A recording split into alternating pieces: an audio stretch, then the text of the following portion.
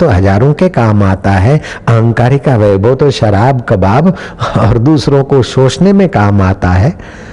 तो संत के पास वैभव रहे तभी भी मौज है, और सादगी से रहे तभी भी उनकी मौज है। एकनाथ जी महाराज बड़े वैभव से रहते थे।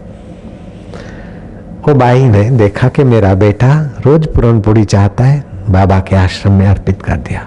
और वो छोरा भी ऐसा कि दाल न खाए, भात न खाए, सब्जी न खाए, अचार न खाए, कुछ नहीं, पूरन पूरी पाए छे। रसोइयों ने रूठ कर उसका नाम रख दिया पूरन पूरा। वो असली नाम भी खो गया। एकनाथ जी महाराज संसार से विदा ले रहे थे।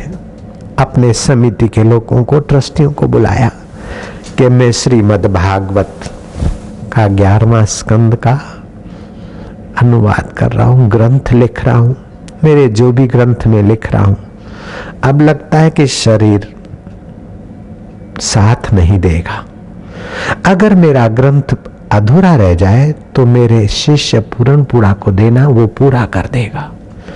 समिति वाले हैरान हो गए कि एक अनाथ बच्चा, बचपन में जिसका बाप मर गया, माँ बेचारी बर्तन मांजकर इसे पूरन पूरियां न खिला सकी, वो आपके पास रहता है और वो ये ग्रंथ पूरा कर देगा। बोले उसका श्रद्धा और विश्वास मेरे में पक्का है। जिस शिष्य का श्रद्धा और विश्वास है, उसकी बाकी की कमियां गुरु की कृपा अपने आप पूरा कर लेती है। महाराज आपका बेटा है, आपका जाया हरि पंडित काशी पढ़ा है।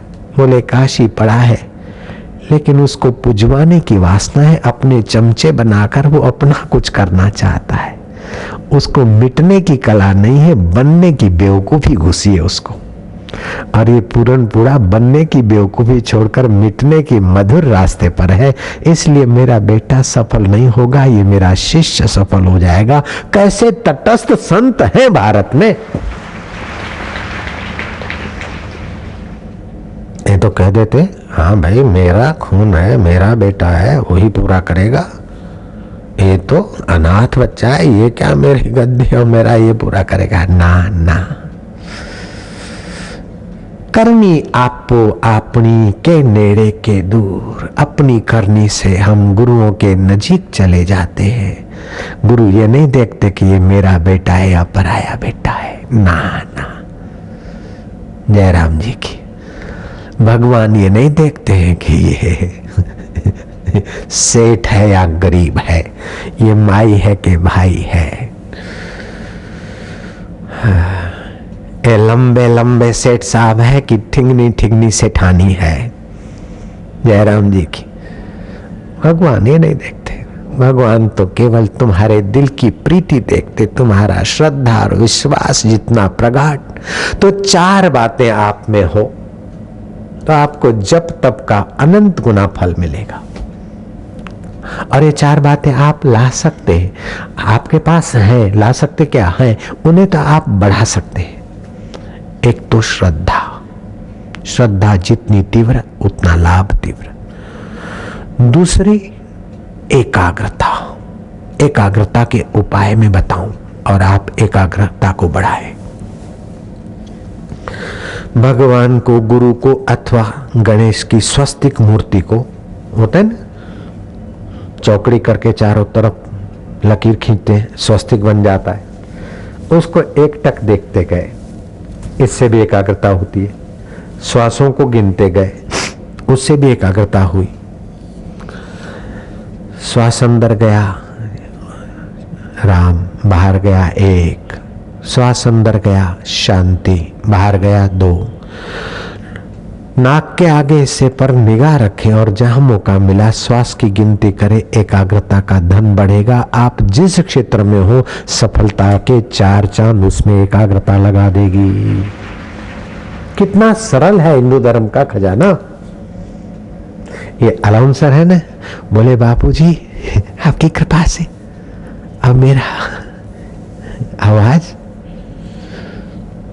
चैनलों में दूर दूर तक डीडी में जाता है। जब से सत्संग और नामदान लिया मेरा बहुत प्रोग्रेस हो गया। अलाउंसर महोदय, तू अकेला नहीं, ऐसे तेरे जैसे तेरे गुरु भाई हजारों लाखों मिलेंगे। मंत्र दीक्षा के बाद उनके जीवन में चमक आ गई। जयराम जी की। लेकिन मैं इस पर पूरा राजी नहीं हो रहा हूं। आपको अच्छी पोस्ट मिल, आपका आवाज दूर दूर तक जाता है, आपको लाखों लोग आपका आवाज सुनते हैं, इससे भी मैं आखिरी राजी नहीं हूं।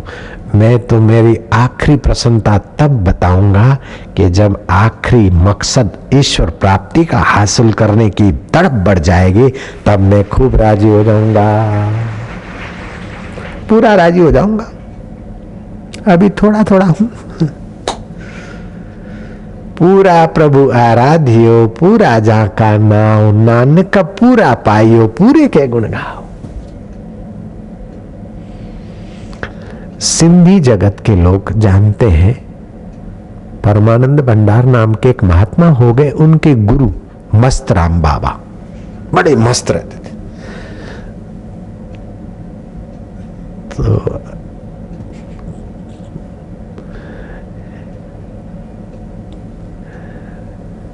दो भाइयों में झगड़ा हुआ, कौन राजा बनेगा। तो एक भाई भागा और बाबा के चरणों में प्रणाम करके मनोती मानी कि बाबा अगर मैं राजा बन जाऊंगा तो राज तिलक होते ही आपके चरणों में आकर सिर झुकाऊंगा।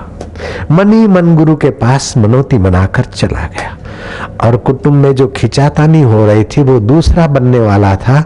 वातावरण बदल गया और ये राजा बन गया। राजा बना तो अपनी मनोती के अनुसार भागता हुआ मस्तराम बाबा के चरणों में ताज रख दिया। बोले बाबा जी आपकी कृपा से मुझे राज्य तिलक हो गया। बाबा ने कहा चल बेवकूफ कहेंगे, ये मेरी नौकरानी की कृपा हुई, मेरी माया की, दासी की। मेरी कृपा होती तो परमात्मा मिल जाता, ये तो मेरी दासी की कृपा हुई।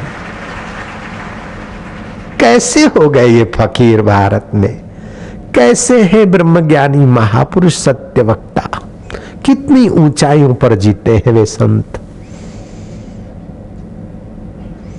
ज्यों ज्यों हिंदू धर्म के साहित्य को पढ़ते और महापुरुषों की जीवनियां देखते हैं, दंग रह जाते हैं। राजा हरि नारायण ने पूछा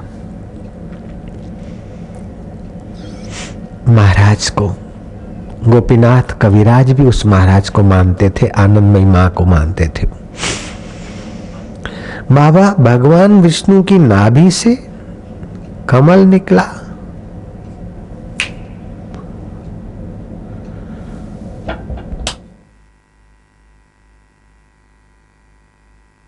तो ये शास्त्रों में ये बात अर्थवाद है क्या? कुछ समझाने के लिए थोड़ी कल्पना नहीं लगती? बाबा ने कहा क्या बेवकूफी की बात करते हो।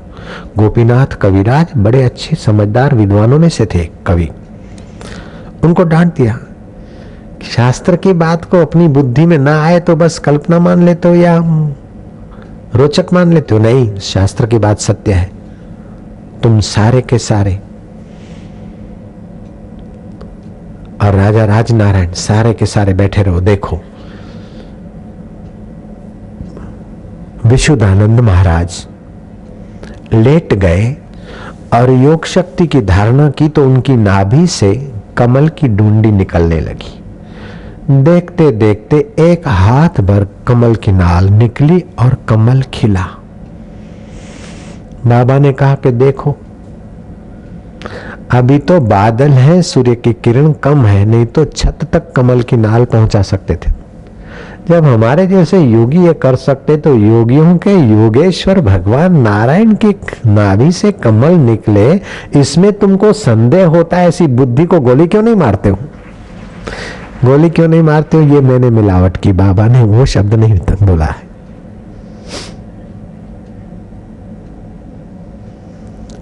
मेरी समझ में नहीं आ रहा था तो मैं खोजा और फिर मेरे को वो योगी मिल गया और मेरे को समझ आ गई और मैं 40 दिन बैठ गया। तो वो उस खजाने को तो मैं लुटाते लुटाते वर्षों हो गए और आप लोग हजारों लाखों करोड़ों लोग फायदा ले रहे, फिर भी वो खजाना आज तक नहीं खुटा। कैसा है?